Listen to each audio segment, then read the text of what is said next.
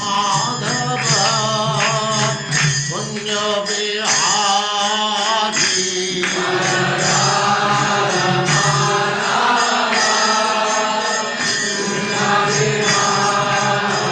जय राधा माधव कुंज बिहारी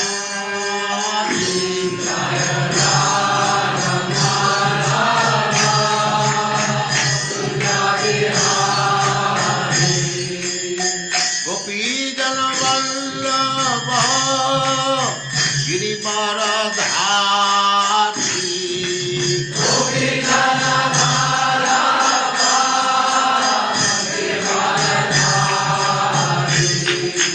गोपीजन वल्लभ गिरिवरधारी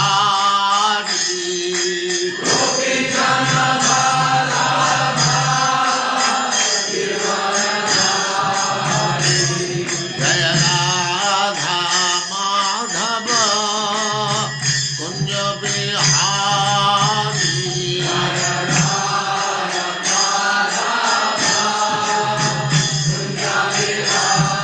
जय राधा माधव कुंज बिहारी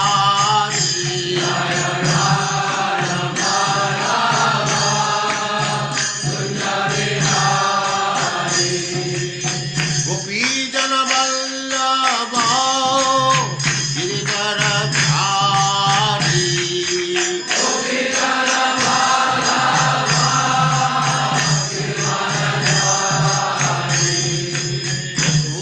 यशोदानंदन ब्रज जनरंजन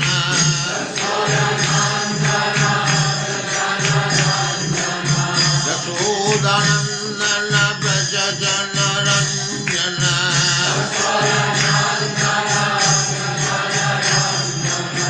जमुना तीर वनचारी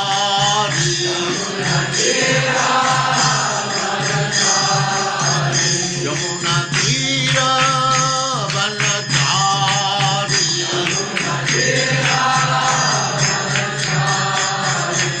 जय राधा माधव कुंज बिहारी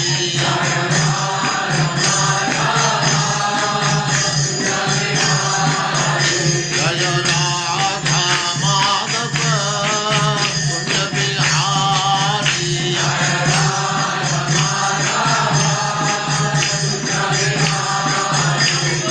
गोपीजन वल्लभ गिरिवरधारी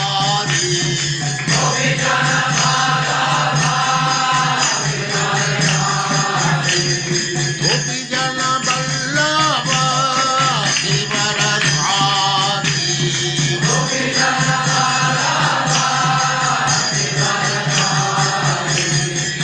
यशोदानंदन ब्रज जनरंजन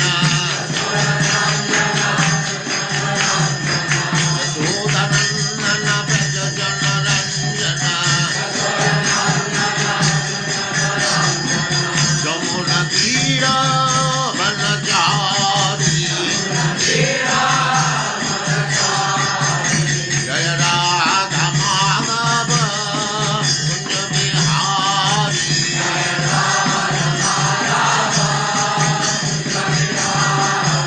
जय राधा माधव कुंज बिहारी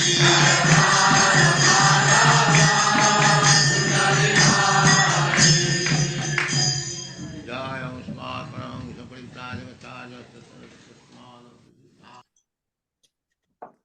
ओम नमो भगवते वासुदेवाय ओम नमो भगवते भगवते वासुदेवाय ओम नमो भगवते वासुदेवाय ओम नमो ओम भगवते नमो वासुदेवाय वासुदेवाय ओम नमो भगवते वासुदेवाय ओम नमो ओम भगवते नमो वासुदेवाय नारायणं नमस्कृत्य नारायणं नमस्कृत्य नरं चैव नरोत्तमं नरं नरं चैव चैव नरोत्तमं नरोत्तमम् देवीं सरस्वतीं व्यासं देवीं सरस्वतीं व्यासं ततो जयमुदीरयेत्। ततो ततो जयमुदीरयेत्। नष्टप्रायेषु अभद्रेषु नष्टप्रायेषु भद्रेषु नित्यं भागवत सेवया नित्यं नित्यं भागवत भगवति सेवया सेवया भगवते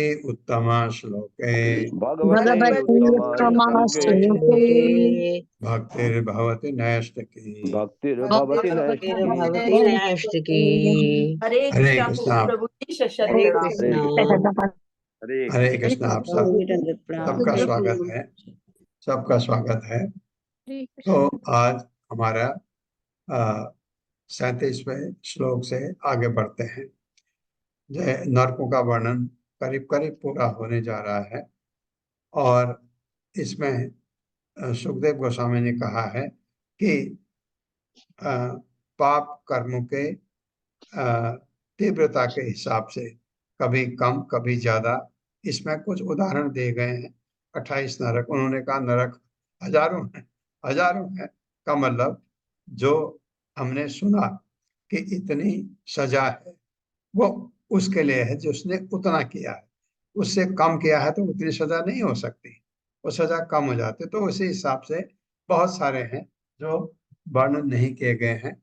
इसमें जो बहुत सीवियर पनिशमेंट जो दिया गया है नरक में, वो उनके लिए है जो वैसा करते हैं जैसा बताया गया।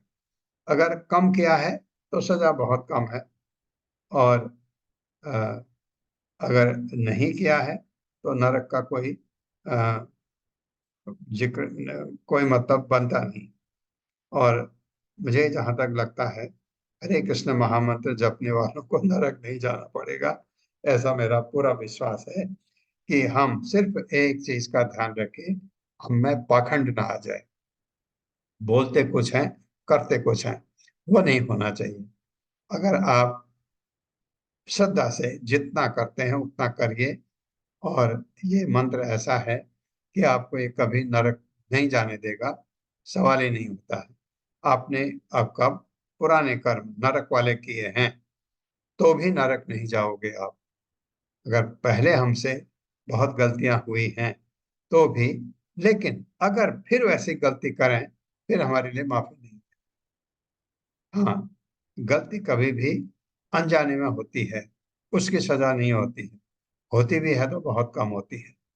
ये सजा यहाँ तक कि हमारे प्रोविडेंस में, सरकार में भी अगर किसी से गैर इरादतन हत्या हो जाती है, उसका हत्या करने का इरादा नहीं था, जैसे कोई बदमाश घर में आता है, किसी ने चाकू पकड़ के अपने बचाने के लिए कोशिश किया, लड़ने में अगर उसकी मौत हो गई बदमाश की, तो गैर इरादतन हत्या कहलाती है। उसका इरादा उसको मारने का नहीं था। इरादा मारने का होता उसके घर जाता मारने के लिए, इसके घर आया है वो गड़बड़ करने के लिए। तो ये सजाएं ऐसे कम होती हैं और हमें इस तरफ बिल्कुल नरक की तरफ सोचना भी नहीं है, क्योंकि हम भगवान की भक्ति कर रहे हैं, महामंत्र का जाप कर रहे हैं। और इसमें मैंने जैसे आपको कहा, एक चीज से बचना है आपको, पाखंड नहीं होना चाहिए बस। अगर बिना पाखंड के आप आगे बढ़ रहे हैं, जितने रूप में भी, कोई 10 माला जप, कोई 12 माला जप रहा है, और 16 माला जपना जरूरी क्यों है, वहां पहुंचना आपको है, ये लक्ष्य बनाइए। क्योंकि गुरु के आदेश की अवज्ञा करना गलत है। गुरु ने कहा है, सबके गुरु जगत गुरु हैं प्रभुपाद।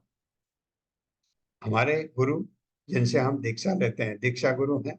शिक्षा गुरु हमारे बहुत सारे हो सकते हैं, किसी से हम कुछ सीखते हैं, किसी से कुछ सीखते हैं, किसी से कुछ सीखते हैं।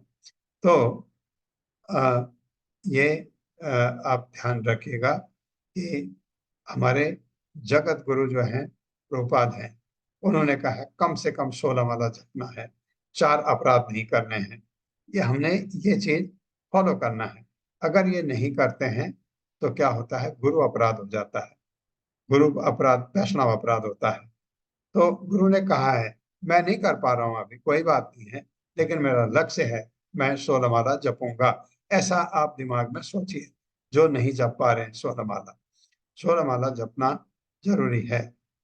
और कभी कभी ऐसा भी होता है मैं आपको बता रहा हूँ कि क्रिटिसाइज करते हैं लोग। आप माला जप रहे हैं और मैं आ गया, आपने हरे कृष्ण बोला, माला रोक दी, फिर आपसे बातें हुई। जो लोग क्रिटिसाइज करते हैं उन्होंने मुझे ये भी कहा कि अरे, वो तो माला जपते समय बातें करते हैं, माला जपते समय बातें नहीं करते हैं। अगर माला जप रहे हैं तो बात कैसे कर सकते हैं? इतना लोग, उन्होंने एक, मेरे से बहुतों ने बोला। मैंने कहा आपने माला जपी है? नहीं। मैंने कहा आपको क्रिटिसाइज करने का अधिकार है ही नहीं। आप माला जपते हैं अगर, तब आप 16, वो भी 16 माला जपते हैं बहुत टाइम से, तो आप ये कह सकते हैं कि ये त्रुटि है माला जपने में, उसकी माला नीचे जमीन पर लग रही थी। हाँ, ये आपका बात सही है, लेकिन वो भी आप नहीं क्रिटिसाइज, अगर आप जपते ही नहीं हैं तो क्रिटिसाइज क्यों करते हैं? तो ये यहीं पर बात अ, पूरी हो जाती। तो क्रिटिसाइज करना उनका काम नहीं है जो माला जपते नहीं। फिर भी माला माला जपना, 16 माला जपना, जैसे माला जपने में अगर कोई आ गए, आप वहीं पर अपने रुके, वो बात करके चले गए, उससे आगे से बढ़िए माला जपने के। और बीच में कभी अगर आपको लगता है लंबा गैप है, तो पंच तत्वों का मंत्र जप लीजिए। जय हो श्री कृष्ण चैतन्य प्रभु नित्यानंद श्री अद्वैत गदाधर शिवासादि गौर भक्तवृंद कह के माला को लपेट के आप बैग में रख सकते हैं। तो आप फिर, अगर आपको लगा अभी लंबी बात करनी है, उनको लेके मंदिर दिखाना है, कुछ भी करना है, तो आप ऐसा कर सकते हैं। और आपको क्रिटिसाइज करेंगे लोग, अरे क्रिटिसाइज क्या है, लोग प्रभुपाद के ऊपर मुकदमा भी किया लोगों ने कि ये चीज है। तो हाँ, बहुत सारी चीजें होती हैं, लेकिन भगवान की सेवा करने में कभी भी कष्ट होता है, उस कष्ट को आप आशीर्वाद समझिए भगवान का। मुझे याद है, हम एक बार अ, ये वैष्णव देवी गए थे, और वहां से पैदल उतरे। पैदल उतर के अ, पैदल उतरने में जब आप कभी होते तो आप घुटनों में दर्द बहुत ज्यादा होता है। तो अ, रात को तो ठीक था, दूसरे सुबह उठने में पैर नीचे रख नहीं पाए। तो होटल वाले ने कहा कि अगर दर्द नहीं होगा तो माँ को याद कैसे करोगे? तो वो दर्द जो है, दर्द नहीं है, वो आपको याद दिलाता है। ये बात बिल्कुल सही है। तो आपको तकलीफ होती है अगर कभी, तो उसको भगवान का आशीर्वाद समझिए। कुछ लोग क्रिटिसाइज करते हैं, बुरा मत मानिए। और क्योंकि उसका क्या बुरा मानना, जो जो जिसको कुछ पता ही नहीं, जो जो जो भगवत गीता में भगवान ने कहा है, मैं तो अपने को अपने अंतरंग शक्ति से ढक लेता हूँ ताकि वो मुझे पहचाने ही नहीं। तो ये बात है। तो हम अब 37वें श्लोक वर्ष से आगे बढ़ते हैं। मेरे साथ पढ़िए। एवं विधा नरका एवं एवं विधानर्षा विधाता यमालये यमालये यमालये सन्ति शतशः सन्ति सन्ति शतशः शतशः सहस्रशः तेषु सहस्रशस्तेषु सहस्रशः सर्वेषु च सर्वेषु च सर्वेषु च सर्व एव अधर्मवर्तिनो सर्व सर्व एव एवाधर्मवर्तिनो धर्मवर्तिनो ये केचिद् ये इह केचिदोदिता इह उदिता ये केचिदिहोदिता अनुदिता अनुदिता च अवनिपते। चाचेयते जयवनिपते अवनी क्या होता है? पृथ्वी। पृथ्वी को कहते चावनिपते हैं अवनी। पते, पृथ्वी का पते, मतलब राजा, राजा को कहते हैं अवनी पते। पर्यायेण पर्यायेण विशन्ति विशन्ति तथैव तथैव धर्म अनुवर्तिन धर्म अनुवर्तिनः इतरत्र इतरत्र इह तु इह तु पुनर्भवेत पुनर्भवेत् उभयशेषाभ्याम् उभयशेषाभ्यां निविशन्ति। निविशन्ति। शब्दार्थ है एवं विधा, इस प्रकार के नरका अनेक नरक यम आलय यमराज के लोक में संति हैं, शतशः सैकड़ों, सहर्षु सह हजारों, तेसु उन लोकों में, सर्वेषु सबों में, च भी सर्वे सभी एव निसंदेह अधर्मवर्तिनः पुरुष जो वैदिक नियमों या विधि विधानों का पालन नहीं करते, ये केचित जो भी यह यहाँ उदिता वर्णित अनुदिता जिनका वर्णन नहीं हुआ है, च तथा अवनिपते हे राजन पर्यायेण विभिन्न प्रकार पाप कर्मों के अनुसार विसंति प्रवेश करते हैं, तथा उसी प्रकार धर्म अनुवर्तिनः जो पवित्र हैं और वैदिक आदेशों के अनुसार कार्य करते हैं, इतरत्र अन्यत्र यह इस श्लोक में तू लेकिन पुनः भवे दूसरे जन्म में ते वे सब उभय शेषाभ्याम पुण्य अथवा पापों के फल के शेष भाग से निविशन्ति प्रवेश करते हैं। मेरे साथ पढ़िए, हे राजन। ये शुक मुनि परीक्षित महाराज को कह रहे हैं, राजन परीक्षित महाराज के लिए कहा गया। यमलोक में इसी प्रकार के सैकड़ों हजारों नरक हैं, हजारों नरक है। मैंने जिन पापी मनुष्यों का वर्णन किया है, मैंने जिन पापी मनुष्यों का वर्णन किया है और जिनका वहाँ पर उल्लेख नहीं हुआ, जिनका वहाँ पर उल्लेख नहीं हुआ, वे सब अपने पापों की कोटि के अनुसार वे सब अपने पापों की कोटि के अनुसार इन विभिन्न नरकों में प्रवेश करेंगे। नरकों में प्रवेश करेंगे। किंतु जो पुण्यात्मा है, वे अन्य लोकों में, अर्थात देवताओं के लोकों में जाते हैं,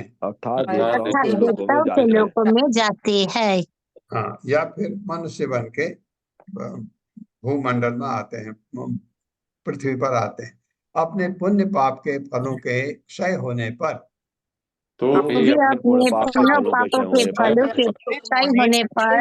पुण्यात्मा तथा पापी दोनों ही पुनः पृथ्वी पर लौट आते हैं। हाँ, जो पापी हैं जिनको नरक की सजा हुई, वो भी फिर पृथ्वी पर लौट आते हैं। पृथ्वी पर लौट आते हैं, किस योनि में आएंगे ये नहीं पता, उसका भी होगा कोई विधान, कोई फॉर्मूला उसका भी होगा, किसको क्या मिलेगा, किसको हो सकता है मनुष्य योनि मिले, किसी को कोई और पशु योनि मिले, ये डिसाइड होगा। लेकिन हमको ये पता है कि दोनों आएंगे 84 लाख। एक बात। दूसरी बात, जो एक चीज यहाँ पर नहीं बताई है, जैसे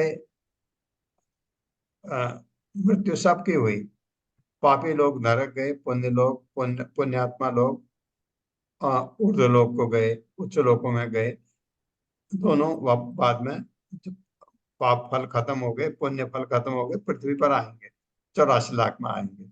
लेकिन कुछ ऐसे भी हैं जिन्होंने न पाप किया है न पुण्य किया है, काम किया है। जैसे हमने पढ़ा भगवत गीता में, जो आपके रजोगुणी हैं, रजोगुणी गलत काम करेगा नरक जाएगा, लेकिन गलत काम नहीं किया उसने, मेहनत करता है बहुत, रजोगुणी व्यक्ति भगवान को नहीं मानता, उसको भगवान तो काम है, काम को भगवान मानता है, बहुत मेहनत करता है, वो पृथ्वी लोक में बस पैसे आएंगे। बहुत सारे लोग ऐसे हैं जो पृथ्वी लोक में आएंगे, क्योंकि उन्होंने न पाप कर्म किए हैं न पुण्य किए। पुण्य का यही क्या है? खतरा है। जब आपने कबूतर? जब भक्ति करनी है, न पुण्य चाहिए न पाप चाहिए, क्योंकि हमको वैकुंठ जाना है। पुण्य मिला ज्यादा हो गया तो पहले स्वर्ग, या इनके ध्रुव महाराज ने अपने पुण्य कर्म जब राजा थे वहां इस्तेमाल किया पुण्य कर्म का, और फिर उन्होंने तपस्या की वहां बद्रिकाश्रम में, तपस्या की बाद में। तो ये ऐसे है तात्पर्य। माता जी। हरे कृष्ण संदीप प्रभु जी। हरे कृष्ण प्रभु जी, धन्यवाद करना। हरे कृष्ण हरे सभी। तात्पर्य शिला प्रपात के द्वारा शिला प्रपात की जाए। इसी वर्णन से भगवत गीता में श्री कृष्ण के उपदेश प्रारंभ होते हैं। तथा देहांतर प्राप्त है धीरज तत्र न मुह्यते। इस भौतिक जगत में प्रत्येक प्राणी विभिन्न लोकों में एक देह से दूसरे में परिवर्तित होने लिए आया है। उधर गच्छन्ति सत्वस्तः, सतोगुणी उच्च लोकों की जाते हैं, हो जाते हैं। अधो गच्छन्ति तामसः, इसी प्रकार जो तामसी हैं वे नरक लोकों में प्रवेश करते हैं। किंतु ये दोनों प्रकार के प्राणी जन्म मृत्यु के चक्कर में घूमते रहते हैं। भगवत गीता में कहा गया है कि पवित्र आत्मा भी स्वर्गलोक में सुखोभोग के पश्चात पृथ्वी पर लौटते हैं। क्षीणे पुण्य मृत्य लोकम विशंति। अतः एक लोक से दूसरे लोक में गमन करने से जीवन की समस्याओं का अंत नहीं हो जाता। वे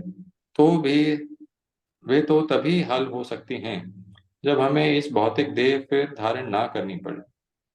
ऐसा तभी संभव है जब कोई कृष्ण भावना भावित हो जाए, जैसा कि स्वयं श्री कृष्ण ने भगवत गीता में कहा है, जन्म कर्म च मे दिव्यम एवं यो वेति तत्वतः त्यक्ता देहम पुनर्जन्म न एति मामेति सो अर्जुन।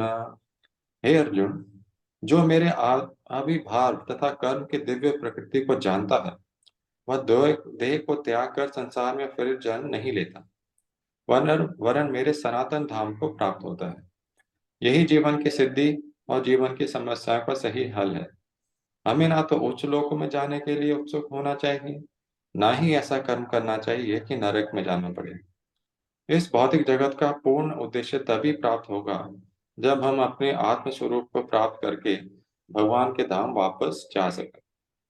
ऐसा करने का सरलतम उपाय पूर्ण पुरुषोत्तम भगवान द्वारा निर्दिष्ट किया गया है। सर्वधर्मान परित्यज्य मामेकम शरणम व्रज। मनुष्य को ना तो पवित्र ना ही अपवित्र होना चाहिए, उसे भक्त होना चाहिए और श्री कृष्ण के चरण कमलों में समर्पित होना चाहिए। समर्पण की विधि भी सरल ही है। इसे एक बालक भी कर सकता है। मन मना भाव मद भक्तो मध्याजी माम नमस्कुरु।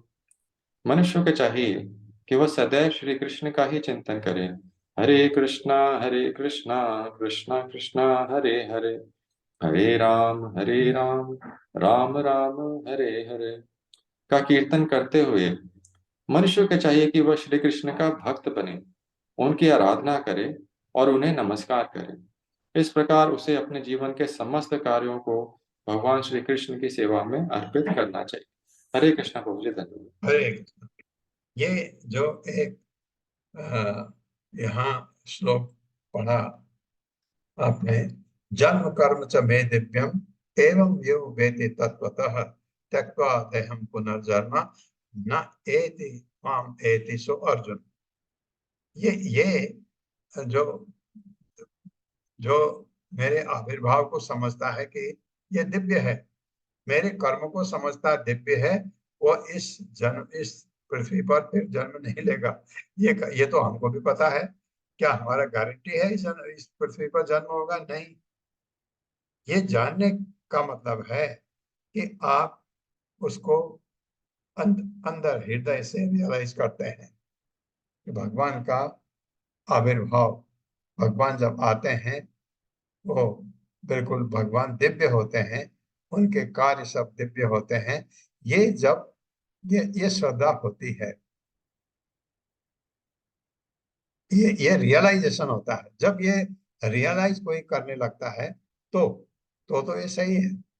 और नहीं तो आ, पढ़ के हमने हाँ हाँ हमको समझ आ गया, भगवान जब आते हैं वो दिव्य होते हैं, उनके कार्य विद्य, ऐसा नहीं। रियलाइज अंदर से, हृदय से अगर होता है तो फिर आप इस पृथ्वी पर फिर नहीं आते। कौन होता है ऐसा? भगवान का शुद्ध भक्त। शुद्ध भक्त कभी भी इस पृथ्वी पर नहीं आता, क्योंकि वो भगवान को समझता है, भगवान के दिव्य कार्यों को समझता है, भगवान के दिव्य रूप को समझता है। मैं क्या हूं ये समझता है, भगवान क्या है ये समझता है। उसकी जो बुद्धि है वो देहात्म बुद्धि नहीं है, शुद्ध बुद्धि है ये। तब ऐसा होता है। क्योंकि यहाँ पर आप ये क्वेश्चन कर सकते हैं कि ये तो हमको भी पता है, इसका मतलब ये गारंटेड है हम वैकुंठ जाएंगे, तो ये भी साथ में होना चाहिए। मेरे साथ पढ़िए।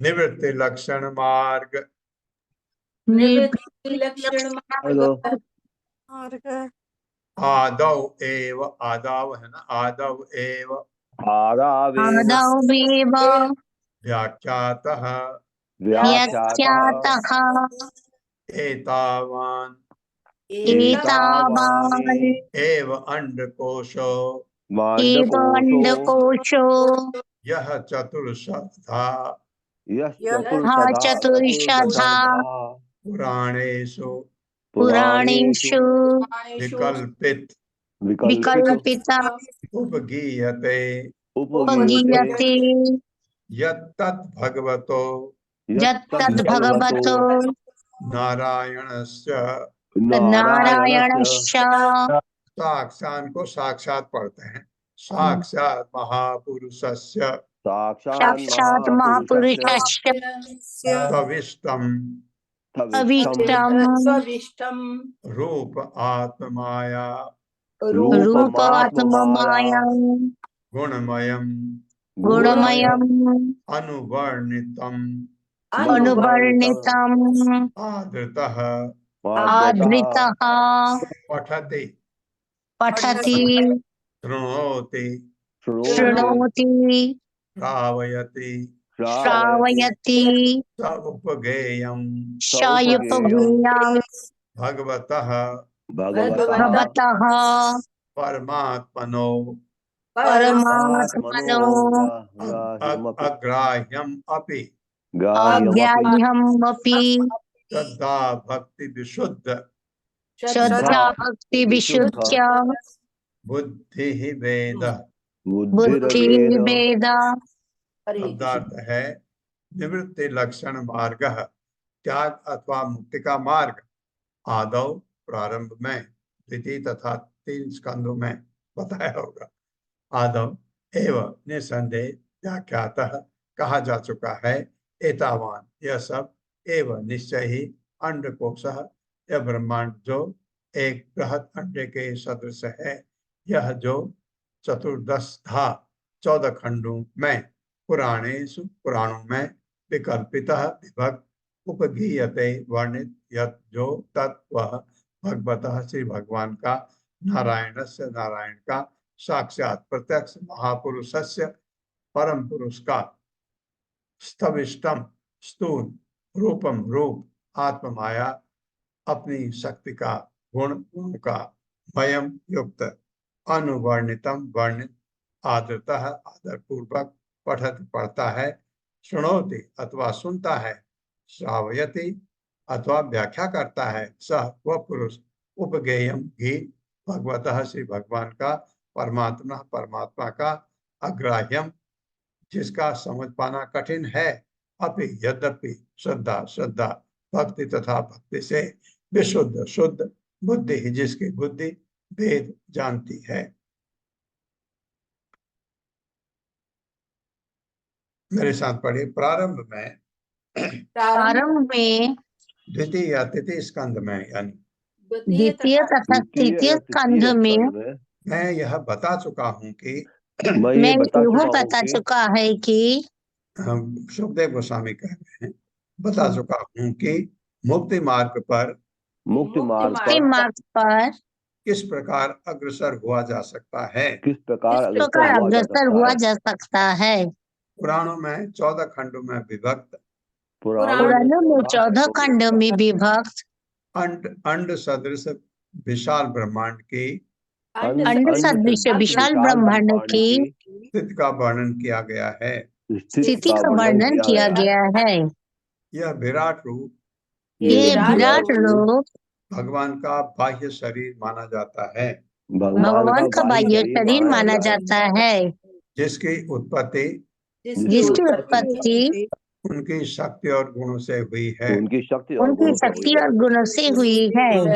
इसे ही सामान्यतः विराट रूप कहते हैं। इसे ही सामान्यतः विराट रूप कहते हैं। यदि कोई श्रद्धा सहित भगवान के इस बाह्य रूप का वर्णन करता है, भगवान के इस बाह्य रूप का वर्णन करता है, अथवा इसके विषय में सुनता, अथवा इसके विषय में सुनता, या फिर अन्य को भागवत धर्म या अन्य को भगवत धर्म अथवा कृष्ण भावनामृत समझाता है, अथवा कृष्ण भावनामृत समझाता है, तो आत्मचेतना अथवा कृष्ण भावनामृत में उनकी श्रद्धा तथा भक्ति क्रमशः बढ़ती जाती है। यद्यपि इस भावना को विकसित कर पाना कठिन है, किंतु इस विधि से मनुष्य अपने को शुद्ध कर सकता है और धीरे धीरे परम सत्य को जान सकता है। परम सत्य को जान सकता है। हाँ, क्योंकि शुद्ध होना बड़ा जरूरी है। इसलिए क्या कहते हैं, आप तमोगुण से रजोगुण से ऊपर उठिए सतोगुण में, तब आपको समझ आने लगता है, तब तक समझ नहीं आता, क्योंकि आप सतोगुण में आके शुद्ध हो जाते हैं। ये तात्पर्य माता जी। हरे कृष्ण। सोनिया अग्रवाल माता जी। हरे कृष्ण माता जी। श्री प्रभुपाद जी की जय। तात्पर्य श्री प्रभुपाद जी के द्वारा कृष्ण भावनामृत आंदोलन द्वारा श्रीमद् भागवतम का प्रकाशन विशेषतः आधुनिक सभ्य मानवों के लाभार्थ किया जा रहा है, जिससे वे अपनी मूल भावना को जागृत कर सके। इस चेतना के बिना मनुष्य पूर्ण अंधकार में भटकता है। मनुष्य चाहे स्वर्ग को जाए या नरक को, वह केवल अपना समय नष्ट ही करता है। अतः उसे चाहिए कि श्रीमद् भागवतम में वर्णित श्री भगवान के विराट रूप के विषय में सुने। इससे वह अपने आप को बद्ध जीवन से बचा सकेगा और धीरे धीरे मुक्ति मार्ग की ओर उठते हुए श्री भगवान के धाम को वापस जा सकेगा। हरे कृष्ण प्रभु जी। ये तो पहले सुने समझे और जैसा प्रभुपाद ने तो फॉर्मूला दिया हमको, ये करो तुमको मैं ले जाऊंगा। प्रभुपाद कह के गए हैं कि ये करो जो मैंने कहा है, तुमको वैकुंठ मैं ले जाऊंगा, ये कह के गए हैं।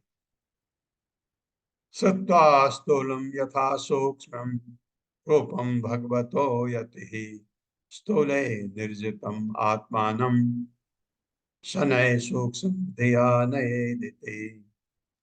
मेरे साथ श्रुत्वा स्थूलम तथा सूक्ष्मं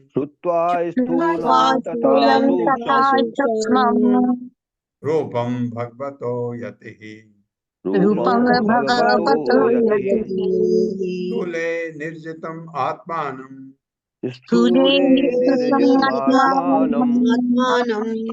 शनैः सूक्ष्म धिया नयेदिति।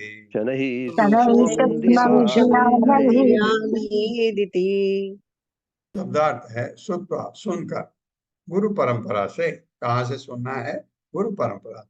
स्थूलम स्थूल तथा और सूक्ष्म सूक्ष्म रूपम रूप भगवता भगवान का यति ही सन्यासी या भक्त स्थूले स्थूल रूप निर्जितम विजित आत्मानम मन को शनय धीरे धीरे सूक्ष्म भगवान के सूक्ष्म रूप में धिया बुद्धि से नए ले जाना चाहिए। इस प्रकार मेरे साथ जो मुक्ति का इच्छुक है जो मुक्ति जो का मुक्ति का इच्छुक है मुक्त के पद को ग्रहण करता है मुक्त के पद मुक्ति को के ग्रहण पद को करता ग्रहण है करता है तथा बद्ध जीवन के प्रति तथा बद्ध जीवन के बद्ध प्रति जीवन के प्रति आकृष्ट नहीं होता, आकृष्ट नहीं होता आकृष्ट नहीं होता, वह यति या भक्त कहलाता है। वो तो यदि यति या या भक्त भक्त कहलाता कहलाता है। ऐसे पुरुष को पहले ऐसे ऐसे पुरुष को पुरुष पहले को पहले भगवान के स्थूल यानी स्थूल विराट रूप का चिंतन करते हुए भगवान भगवान के के स्थूल स्थूल विराट रूप का चिंतन करते हुए मन को बस में करना चाहिए मन को मन को करना भस्म चाहिए करना चाहिए और तब धीरे धीरे और तब धीरे धीरे कृष्ण श्री कृष्ण के दिव्य रूप श्री कृष्ण के दिव्य रूप जो है सत चित आनंद विग्रह, सच्चित आनंद विग्रह हाँ सच्चिदानंद विग्रह कहते हैं ना। सत भगवान नित्य हैं, चित गुणों के आगार हैं, आनंद और प्लेजर पोटेंसी भगवान की, ये तीन चीजें जो भगवान की अलादिनी शक्ति, समधिनी शक्ति और तीसरी क्या है? संवित संवित, आह्लादनी, संवित और संधिनी, ये तीन शक्ति है। सच्चित आनंद का चिंतन करना चाहिए, का चिंतन करना चाहिए। इस प्रकार उसका मन इस प्रकार उसका मन समाधि में स्थिर हो जाता है। समाधि में स्थिर हो जाता है। हाँ, एक्चुअली भगवान में मन लग गया अगर लगातार, उसी को समाधि बोलते हैं। भक्ति के द्वारा भगवान के सूक्ष्म रूप का साक्षात्कार किया जा सकता है। भगवान की सूक्ष्म रूप का साक्षात्कार किया जाता है और यही भक्तों का गंतव्य है। और यही भक्तों का गंतव्य है। इस प्रकार उसका जीवन सफल बन जाता है। इस प्रकार उसका जीवन सफल बन जाता है। हरे कृष्ण। तात्पर्य हरे कृष्णा सुशील गुप्ता प्रभु जी। हरे कृष्णा प्रभु जी, दंडवत प्रणाम। हरे कृष्णा माता जी, दंडवत प्रणाम। तात्पर्य श्रील प्रभुपाद द्वारा श्रील प्रभुपाद की जय।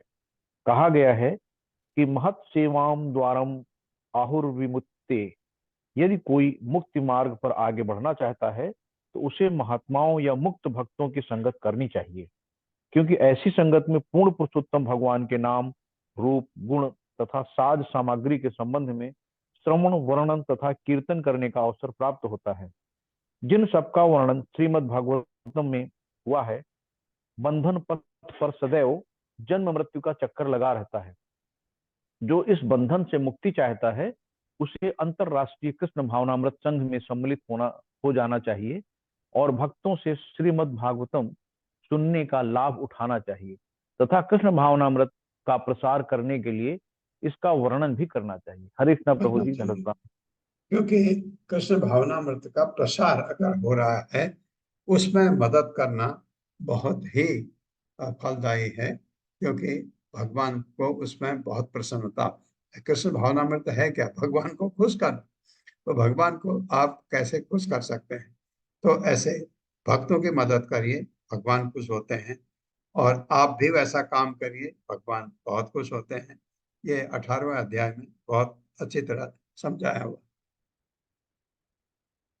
भूद्वीप वर्ष सरित अद्रिनभः समुद्र पाताल दिंग नरक भागण लोक संस्था गीता मया तब नृप अद्भुतम अद्भुतम ईश्वरस्य स्थूलम वपुः सकल जीव निकाय धाम।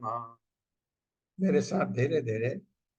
भूद्वीप वर्ष सरित अद्रिनभः समुद्र भूदीप वर्ष सरित अद्रिनभः समुद्र।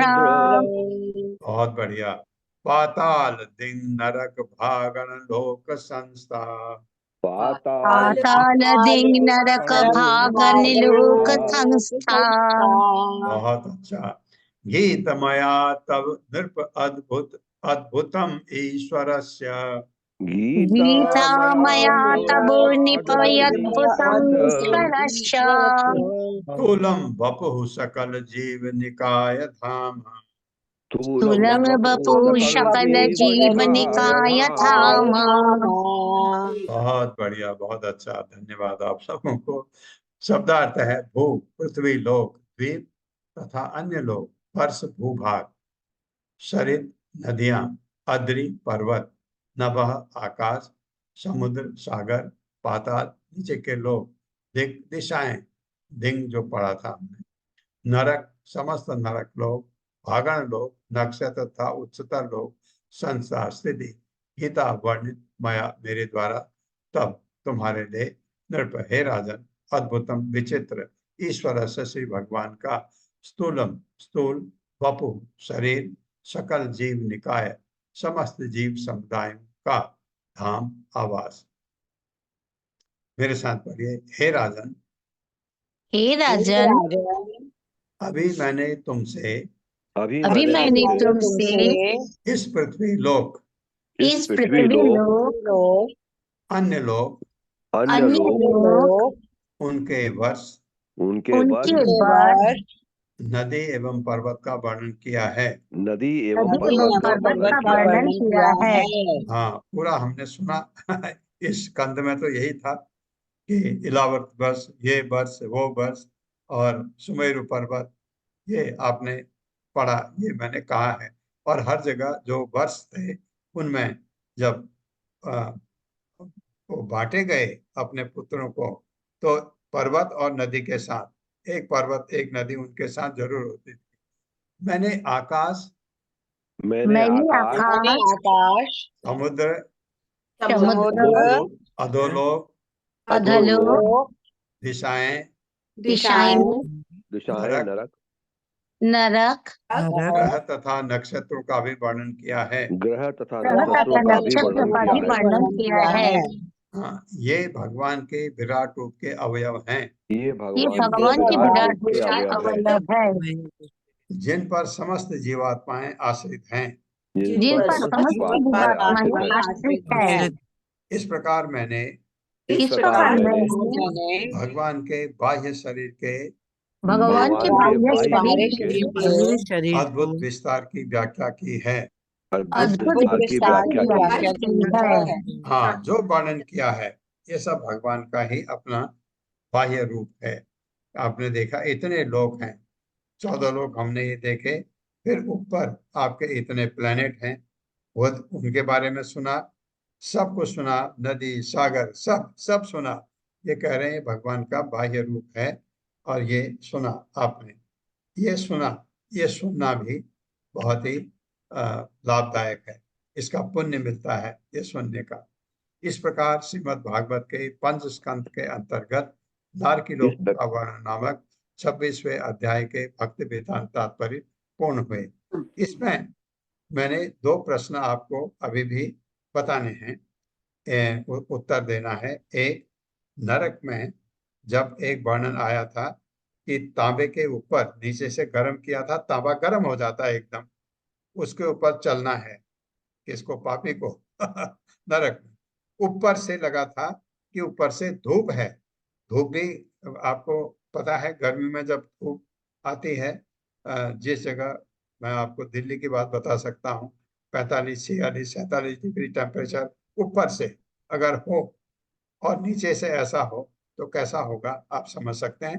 तो प्रश्न पूछा था आप में से किसी ने, तो नरक में धूप कहाँ से आई, क्योंकि वहां तो अधोलोक में था ना, ये जो यमलोक। ये दूसरा प्रश्न आप ये और उठता है, यमराज का लोक तो वहां है, उसको पितृलोक भी कहा जाता है। कहाँ है? नीचे, पाताल के नीचे, लेकिन नरकों से ऊपर है। क्या वो पितृलोक है? ये मेरा अभी भी मैं संतुष्ट नहीं हूं। जैसे पितृलोक ऊपर होना चाहिए, ऊर्ध्वलोक होना चाहिए। कल मैं पढ़ रहा था, ये पल्लवी माता जी ने भी कहा कि आधा जब चंद्रमा का कुछ वर्णन है, जब वो देवताओं के लिए दिन होता है और तो पितृलोकों के लिए रात्रि होती है। और जब उनका दिन होता है, इनके दिन रात तो नीचे होता ही नहीं, इसका मतलब पितृलोक होना ही ऊपर चाहिए। तो ये लेकिन मैं आपको बताऊंगा अच्छी तरह सुन करके, ये जितने भी प्रश्न जो हम नहीं सॉल्व कर पाए थे उनका उत्तर आपको जरूर दूंगा। ये जो ये स्कंद है, ये होनोलुलु के पंच तत्व मंदिर में दिनांक पता नहीं कितना है, 5 का कुछ होना चाहिए, 1975 जरूर होगा, क्योंकि इसमें 5 छप्पर 5 है। 5 जून। प्रभु जी 5 जून 5 होगा, जून 1975 है। 1975, 5 इसमें छपता नहीं तो समझ आ गया। इसको माता जी किसी से पढ़वाइए तो। जी प्रभु जी। अशोक प्रभु जी, हरे कृष्ण। हरे कृष्ण प्रभु जी, हरे कृष्ण माता जी, दंडवत प्रणाम। श्रील प्रभुपाद जी द्वारा जिन विद्वानों को, ऊपर से पढ़ूं, गौड़ीय भाष्य में श्री कृष्ण कृपा मूर्ति भक्ति सिद्धांत सरस्वती गोस्वामी जी महाराज के द्वारा लिखी गई एक पूरक टिप्पणी है। उसका अनुवाद इस प्रकार है। जिन विद्वानों को समस्त वैदिक शास्त्रों का ज्ञान है, वे ये मानते हैं कि पूर्ण पुरुषोत्तम भगवान के असंख्य अवतार है। इन अवतारों की 2 श्रेणियां की गई हैं, प्राभव तथा वैभव। शास्त्रों के अनुसार प्राभव अवतारों की भी 2 श्रेणियां हैं, अनंत तथा अवर्णित। श्रीमद् भागवत के 5वें स्कंद में तृतीय से लेकर 6वें अध्याय तक ऋषभ देव का वर्णन है, किंतु उनके सतरूप का विस्तृत वर्णन नहीं हुआ है। अतः उन्हें प्राभव अवतारों में दूसरी श्रेणी के अंतर्गत अवर्णित माना जाता है। श्रीमद् भागवत के इस प्रथम स्कंद अध्याय 3 श्लोक 13 में कहा गया है, अष्टमे मेरु देव्याम तु नाभिर्जातुरुक्रमः दर्शयन् वर्त्मधीराणाम सर्वाश्रमन नमस्कृतम। भगवान विष्णु 8वें अवतार के महाराज नाभि आग्निध्र के पुत्र तथा उनकी पत्नी मेरुदेवी के रूप में प्रकट हुए। उन्होंने सिद्ध जीवन की परमहंस अवस्था का मार्ग दिखलाया, जिसकी उपासना वर्णाश्रम धर्म के सभी पालन करने वालों द्वारा की जाती है। ऋषभ देव श्री भगवान है और उनका शरीर दिव्य सच्चिदानंद विग्रह है। अतः ये पूछा जा सकता है कि वे मलमूत्र किस प्रकार विसर्जित करते होंगे। इस प्रश्न का उत्तर गौड़ीय वेदांत आचार्य बलदेव विद्याभूषण ने अपनी पुस्तक सिद्धांत रत्न प्रथम भाग मूल पाठ 6/68 में दिया है। जो पूर्ण ज्ञानी नहीं है, वे अभक्तों का ध्यान ऋषभ देव द्वारा मलमूत्र विसर्जित करने की ओर आकर्षित करते हैं, क्योंकि वे दिव्य शरीर के सतचित आनंद विग्रह को नहीं समझ पाते। श्रीमद् भागवत के 5वें स्कंद में इस युग के मोहग्रस्त तथा भ्रमित स्थित वाले भौतिकतावादियों का पूरी तरह वर्णन हुआ है। 5वें स्कंद में ही अन्यत्र में ऋषभ देव ने कहा है, इदम शरीरम मम दुर्विभाव्यम, मेरा ये शरीर भौतिकवादियों के लिए अचिंत्य है। भगवान श्री कृष्ण ने भगवत गीता में भी इसकी पुष्टि की है। अवजानन्ति माम मूढ़ा मानुषीम तनुमाश्रितम परम भावम अजानन्तो मम भूत महेश्वरम। मेरे मानव रूप में अवतरित होने पर मूर्ख मेरा उपहास करते हैं। वे मुझ परमेश्वर के दिव्य स्वभाव को तथा सब पर मेरे परम प्रभुत्व को नहीं जानते। पूर्ण पुरुषोत्तम भगवान के मानवीय रूप को समझ पाना अत्यंत दुष्कर है और सामान्य व्यक्ति के लिए तो ये अचिंत्य है। इसलिए ऋषभ देव ने स्वतः बताया है कि उनका शरीर आत्ममय सतचित आनंद विग्रह है, इसलिए वे मलमूत्र विसर्जित नहीं करते थे। यद्यपि वे ऊपर से मलमूत्र विसर्जित करते प्रतीत होते थे, किंतु वो भी दिव्य होने के कारण सामान्य मनुष्य द्वारा अनुकरणीय नहीं है। श्रीमद् भागवत में ये भी कहा है कि ऋषभ देव का मलमूत्र दिव्य सुगंध से युक्त था। भले ही कोई ऋषभ देव का अनुकरण कर ले, किंतु वो सुगंधित मल विसर्जित नहीं कर सकता। अतः ऋषभ देव के कार्यकलाप तथा उनकी ऋषभ देव के कार्यकलाप तथा कथित एवं विज्ञापित अनुयायियों के, जिन्हें अरहत कहते हैं, कथनों की पुष्टि नहीं करते। वैदिक नियमों के प्रतिकूल कार्य करते हुए भला वे ऋषभ देव के अनुयायी कैसे हो सकते हैं। सुखदेव गोस्वामी ने बताया है कि भगवान ऋषभ देव के लक्षणों को सुनने के बाद कोंक, वेंग तथा कुटक के राजा ने अरहत नामक धार्मिक नियमों की प्रणाली का सूत्रपात किया। ये नियम वैदिक नियमों के अनुकूल नहीं थे, अतः इन्हें पाखंड धर्म भी कहा गया। अरहत संप्रदाय के सदस्य ऋषभ देव के कार्यों को भौतिक मानते थे, किंतु ऋषभ देव तो श्री भगवान के अवतार हैं, अतः वे दिव्य पद पर हैं और उनकी समता कोई नहीं कर सकता। स्वयं ऋषभ देव द्वारा श्री भगवान के कार्यों का प्राकट्य हुआ, और जैसा कि श्रीमद् भागवत में कहा गया है, दावा नलस तद्ध्वन माले लिहानः सह तेन ददाह। ऋषभ देव की लीलाओं की समाप्ति पर एक दावानल में संपूर्ण वन तथा भगवान का शरीर जलकर भस्म हो गया। इसी प्रकार ऋषभदेव ने लोगों की अविद्या को भस्म कर डाला। अपने पुत्रों को दिए गए उपदेशों में उन्होंने परमहंसों के लक्षणों का प्राकट्य किया, किंतु अरहत संप्रदाय के नियमों का ऋषभदेव की शिक्षाओं से मेल नहीं खाता। श्री बलदेव विद्याभूषण की टिप्पणी है कि श्रीमद् भागवत के 8वें स्कंद में ऋषभदेव का अन्य विवरण भी प्राप्त होता है, किंतु वे ऋषभदेव इस स्कंद के ऋषभदेव से भिन्न है। 5वां स्कंद समाप्त। हरे कृष्ण प्रभु जी, हरे कृष्ण माता जी, धन्यवाद। तो ये जो भगवान ऋषभ देव का जो मलमूत्र शरीर में लगता था, तो ये अब क्लियर हो गया कि वो उनके शरीर से मलमूत्र निकल ही नहीं सकता। क्यों? सच्चिदानंद विग्रह है, तो मलमूत्र नहीं निकल सकता। तो आया कहाँ से? वो कुछ भी कर सकते हैं भगवान।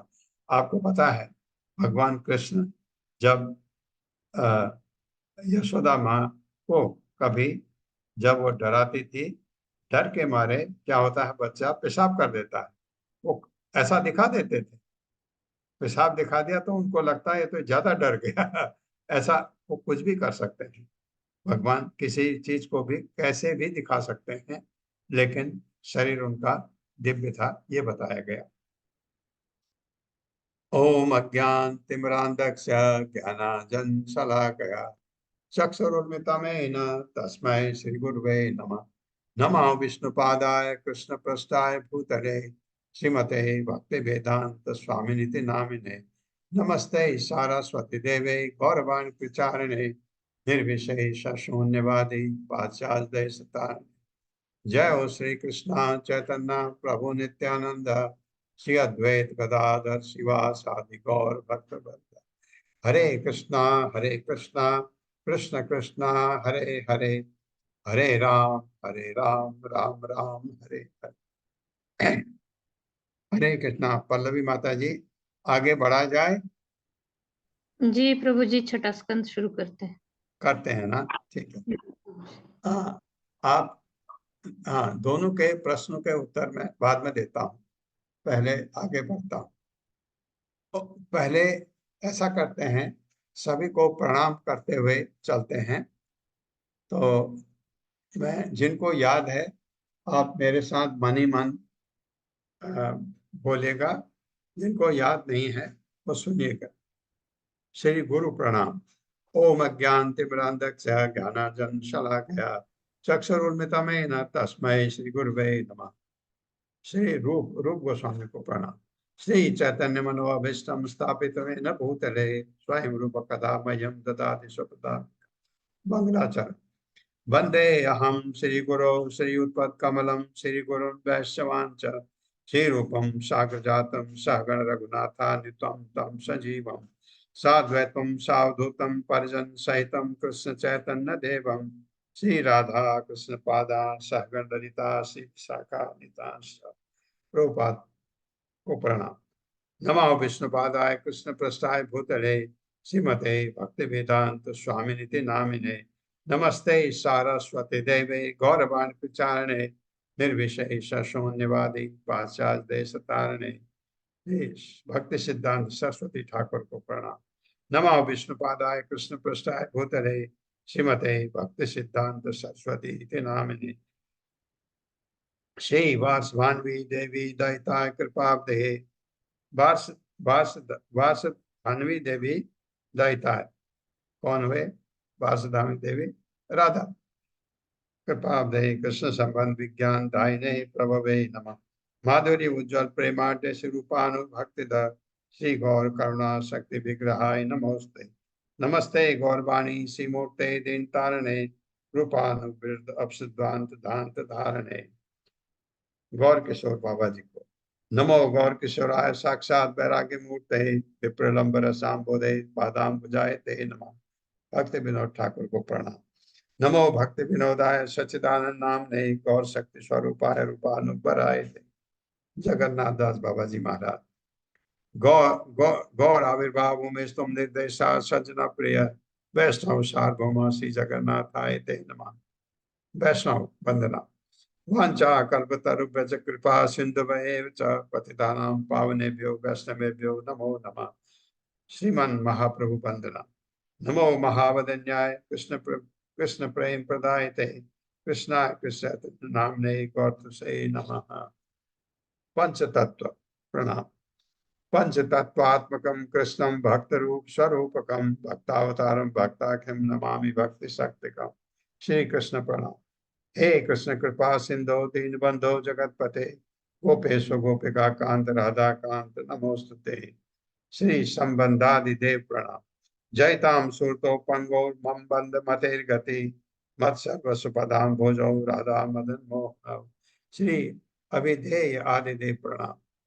दिव्य वृंदारण्य कल्पद्रुमादः श्रीमत् रत्न आगार सिंहासन स्तव श्रीमद राधा श्री गोविंद देव कृष्णाली से मानव स्मरामि। श्री प्रयोजन आदि देव प्रणाम। श्रीमान रासरसाम्भी बंसी भट्टस्थः करसन वेणु स्वनैर गोपी गोपीनाथ श्रेयस्तुनः। श्री राधा प्रणाम। तप्त कांचन गौरांगी राधे वृंदावनेश्वरी वृषभानुसुते देवी प्रणमामि हरे प्रिय। पंच तत्व मंत्र। जय श्री कृष्ण चैतन्य प्रभु नित्यानंद श्री अद्वैत गदाधर शिवासादि गौर भक्तवृंद।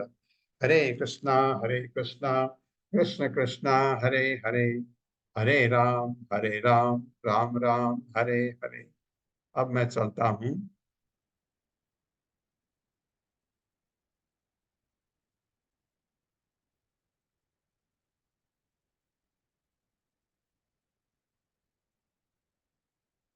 सॉरी,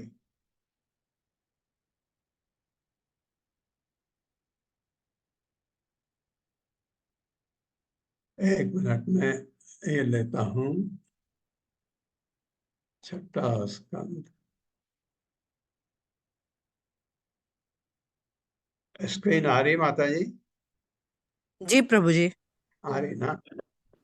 हाँ, पढ़वाइए। अजामिल के जीवन का इतिहास। श्लोक प्रभु जी अभी तक ओपन नहीं हुई प्रभु जी पीडीएफ। प्रभु जी ओपन नहीं हुआ। हाँ, पीडीएफ नहीं ओपन हुई। आप स्क्रीन दिख रहा बताया ना आपने, नहीं हुआ? प्रभु जी स्क्रीन दिख रहा है पर आप क्लिक करके खड़े हैं ना हिंदी कैंटो पे, उस वो दिख रहा है। अजामिल का नहीं आ रहा? नहीं आ रहा। ओके, नहीं। ठीक है। हरे कृष्ण प्रभु जी, अभी 5 श्लोक भी तो पढ़ने होंगे पहले। हाँ, एक पढ़ता हूँ। ये आ जाए तो। अब आया? आ गया प्रभु जी। जी प्रभु जी। ओके, 5 लोग। हाँ, ये 5 लोग तो जरूरी। 5 नहीं, आप तो 6 नहीं, 6 नहीं, आप तो 7 हो जाएंगे। 7 हो जाएंगे। 7 हो जाएंगे। 7 हो जाएंगे।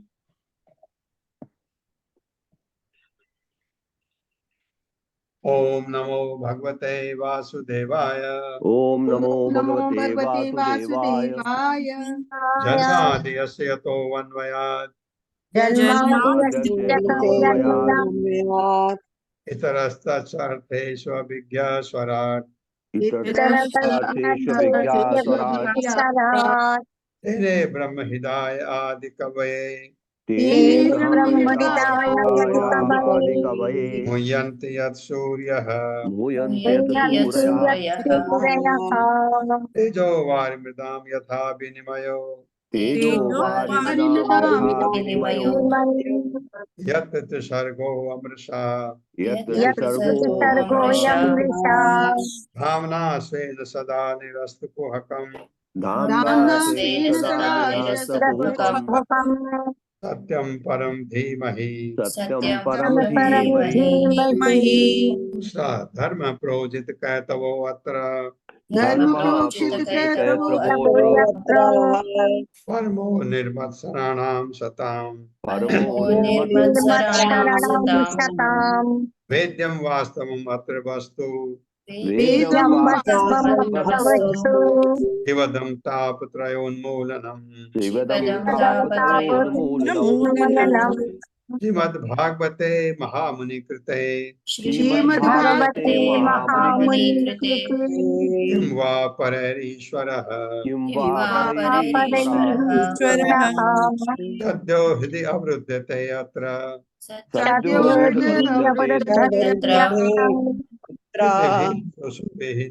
शुश्रुभिः तक्षणात् पृथ्वी तीसरा निगम कल्पतरोर्गलितं फलम् निगम कल्पतरोर्गलितं फलम् दुःख मुखाद अमृतदव संयुक्तम् सुखमुखादमृतदव संयुक्तम् पिबद भागवतं रसमालयम् भागवतं रसमालयम् मुहुर्हो रसिका भुवि भावुका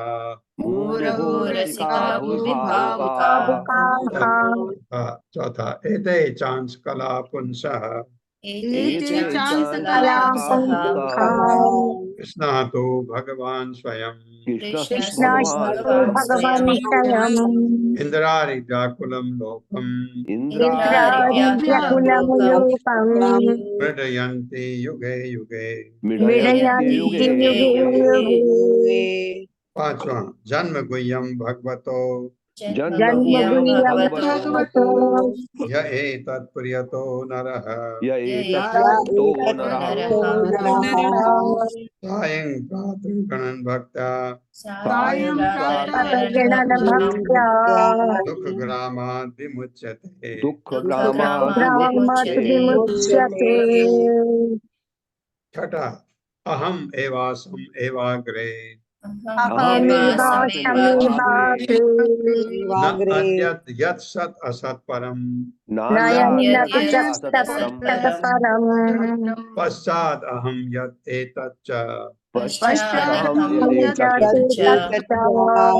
यो अवशिष्येत् सो अस्मि अहम् यो यवशिष्यतो यस्महम् आपका धीरे धीरे पढ़ता हूँ ऋते अर्थम यत् प्रतीयेत ऋते अर्थम यत् प्रतीयेत न प्रतीयेत च आत्मनि तद विद्यात् आत्मनो मायां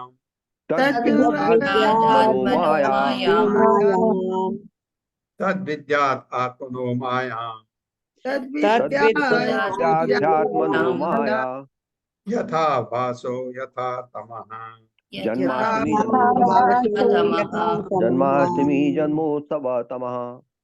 क्या कह रहे हैं भगवान ब्रह्मा से, हे ब्रह्मा जो भी ये जो 7वां श्लोक पढ़ा, हे ब्रह्मा जो भी सारयुक्त प्रतीत होता है, आपको लगता है कोई ये बड़ा गजब की चीज है, यदि वह मुझसे संबंधित नहीं है तो उसमें कोई वास्तविकता नहीं है, इसे मेरी माया जानो, इसे ऐसा प्रतिबिंब मानो जो अंधकार में प्रकट होता है। तो अगर भगवान से संबंधित नहीं है कोई, वो उनकी माया जानो। तो अजामिल के जीवन का इतिहास, ये पहला चैप्टर आता है, इसका ये इतना पढ़े, यही हम आज यहीं पर अपने को रोकेंगे, जो शुद्ध स्पष्ट और जल्दी पढ़ सकता है। हरे कृष्ण। रीता कतुरिया माता जी, हरे कृष्णा।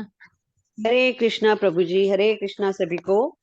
अध्याय 1 अजामिल के जीवन का इतिहास। पूरे श्रीमद् भागवत में 10 विषयों के वर्णन मिलते हैं, जिनमें सृष्टि, परवर्ती सृष्टि तथा लोक सम्मिलित हैं। श्रीमद् भागवत के वक्ता श्री सुखदेव गोस्वामी पहले ही तृतीय, चतुर्थ तथा पंचम स्कंदों में सृष्टि, परवर्ती सृष्टि तथा लोक प्रणालियों का वर्णन कर चुके हैं। अब इस छठे स्कंद में, जिसमें 19 अध्याय हैं, वे पोषण अर्थात भगवान द्वारा संरक्षण का वर्णन करेंगे। प्रथम अध्याय में अजामिल का इतिहास है, जो एक बहुत बड़ा पापी व्यक्ति माना जाता था, किंतु जब विष्णु के 4 दूत यमराज के दूतों से उसे छुड़ाने पहुंचे तो उसे मुक्ति मिल गई। इस अध्याय में इसका पूर्ण विवरण दिया गया है कि अपने पापमय जीवन के फलों से छुटकारा पाने के बाद वह किस तरह मुक्त हुआ। पाप कर्म इस जीवन तथा अगले दोनों ही जीवनों में कष्टप्रद होते हैं।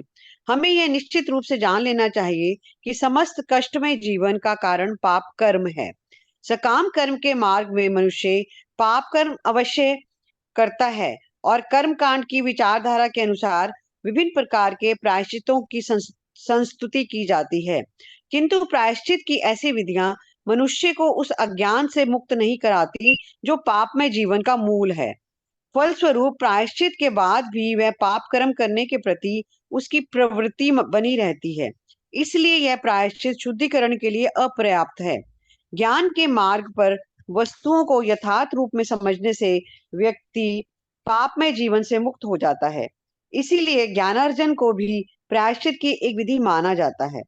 सकाम कर्म संपन्न करते समय मनुष्य तपस्या, ब्रह्मचर्य, मन तथा इंद्रिय के संयम, सत्यता तथा योगाभ्यास के द्वारा पाप में जीवन के कर्मों से मुक्त बन सकता है।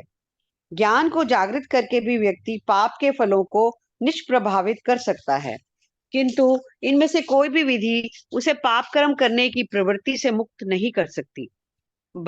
भक्ति योग के द्वारा मनुष्य पाप में जीवन की प्रवृत्ति से पूरी तरह बच सकता है। अन्य विधियां अधिक उपयोगी नहीं हैं। इसीलिए वैदिक साहित्य का निष्कर्ष है कि कर्म कांड तथा ज्ञान कांड की विधियों की अपेक्षा भक्ति अधिक महत्वपूर्ण है। एकमात्र भक्ति मार्ग ही हर एक के लिए कल्याणकारी है। सकाम कर्म तथा चिंतन परक ज्ञान स्वतंत्र रूप से किसी को मुक्त नहीं कर सकते, किंतु कर्म तथा ज्ञान से स्वतंत्र रहते हुए भक्ति इतनी शक्तिशाली होती है कि जो व्यक्ति कृष्ण के चरण कमलों पर अपने मन को स्थिर कर लेता है, उसके स्वप्न में भी यमदूत ना आने की गारंटी रहती है। भक्ति की शक्ति सिद्ध करने के लिए श्री सुखदेव गोस्वामी ने अजामिल के इतिहास का वर्णन किया। अजामिल कान्य कुब्ज यानी वर्तमान कन्नौज का निवासी था। उसके माता पिता ने उसे वेदों का अध्ययन करके तथा विधि विधानों का पालन करके पूर्ण ब्राह्मण बनने का प्रशिक्षण दिया था, किंतु अपने विगत कर्मों के कारण वह युवक ब्राह्मण किसी तरह से एक वेश्या के प्रति आकृष्ट हो गया और उसकी संगति के फलस्वरूप वह अत्यधिक पतित बन गया और उसने सारे विधि विधानों का त्याग दिया। उसने उस वेश्या के गर्भ से 10 पुत्र उत्पन्न किए, जिनमें से कि अंतिम का नाम नारायण था। अजामिल की मृत्यु के समय जब यमदूत उसे लेने आए तो उसने भयवश जोर से नारायण का नाम पुकारा, क्योंकि वह अपने इस सबसे छोटे पुत्र में बहुत आसक्त था। इस तरह उसने आदि नारायण भगवान विष्णु का स्मरण किया। यद्यपि उसने पूर्णतः निरपराध होकर नारायण के पवित्र नाम का उच्चारण नहीं किया था, फिर भी उसका प्रभाव पड़ा। जो ही उसने नारायण के पवित्र नाम का उच्चारण किया, त्यों ही भगवान विष्णु के दूत वहां पर प्रकट हुए। अतः भगवान विष्णु के दूतों तथा यमराज के दूतों के बीच वाद विवाद उठ खड़ा हुआ और इस वार्तालाप को सुनकर अजामिल मुक्त हो गया। तब सकाम कर्मों का बुरा प्रभाव उसकी समझ में आया और वह यह भी समझ सका कि भक्ति विधि कितनी उच्च है। हरे कृष्णा प्रभु जी, धन्यवाद माता जी। बहुत धन्यवाद है। श्लोक हम कल पढ़ेंगे। ओम अज्ञान तिमिरान्धस्य ज्ञानांजन शलाकया चक्षुरुन्मिलितं तस्मै श्री गुरुवे जय श्री कृष्ण चैतन्य प्रभु नित्यानंद श्री अद्वैत गदाधर शिवासादि गौर भक्तगण। हरे कृष्णा कृष्ण कृष्ण हरे हरे, हरे राम राम राम हरे हरे।